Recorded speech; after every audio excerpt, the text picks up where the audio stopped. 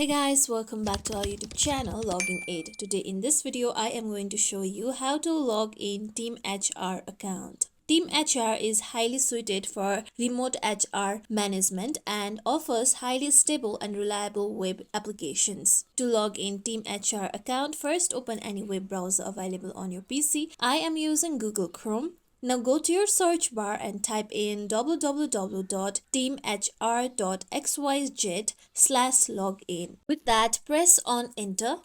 With that, here you'll be taken to the login page. Now, if you don't have a Team HR account, then you can click on Create Team option to create your account. With that, to log in, first enter your email address that you have used to create your account, then enter the correct password. Similarly, if you don't remember the password, then click on Forgot Password option to recover your password. With that, click on Login option.